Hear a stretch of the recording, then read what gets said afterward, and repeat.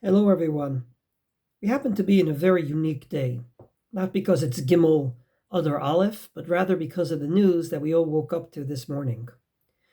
It seems like, on the one hand, Baruch Hashem, the IDF, together with the various security forces of the State of Israel, were able to free two hostages, not through a deal, but rather through the amazing efforts of all the security forces of the State of Israel.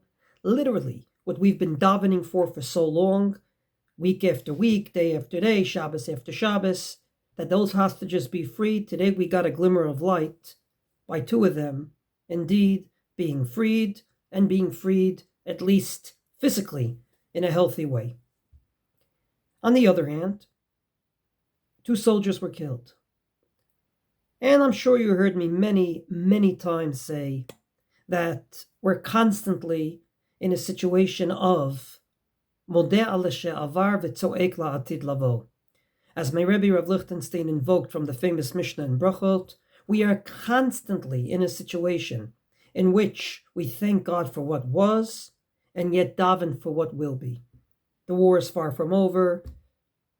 Security forces, army, whatnot, are still fighting, and therefore we have to, of course, thank God for what was, and importantly, not less than the first, go ahead and daven for what will be.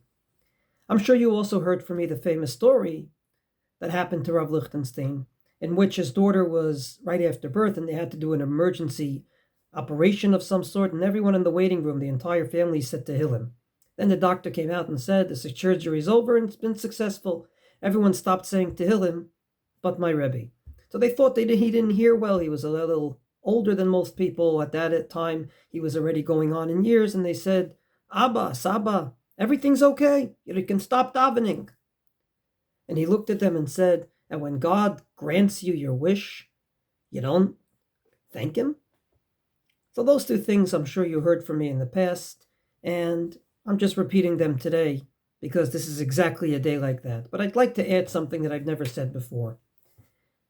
We many times think of this as one hand and the other hand. We many times think of this as two different events that happen to congregate into the same day. I'd like to suggest they're not two different events. It's not that sometimes it's Ivdu et Hashem besimcha, serve God with happiness, and sometimes it's Ivdu et Hashem beyira, serve God with fear. But rather, perhaps the most germane pasuk that depicts the situation we're in right now today is a famous pasuk that's used in the Gemara right, left, and center, but obviously because of the context, it wasn't made into a song. Ivdu et Hashem beyira v'gilu bir'ada. Serve God with awe or fear, and rejoice with trembling. Or to be more precise, tremble when you rejoice. That's, I believe, is where we are today. We're literally in a situation of war. We're literally in a situation that's dangerous. Many hostages have not been freed, not to mention many wounded in the hospital. I believe that today is exactly the day of Gilu Bir Ada. As the Gemara says in Mesechet Brachot, Daf Lamed Amud Bet, quoting this pasuk and saying, Bimkom Gila Sham Teherada. Exactly when and where you rejoice, that's where you should tremble. So let's indeed rejoice for the freedom of these two wonderful Jews that were taken out of captivity by Jews, by the security forces of the Jewish people.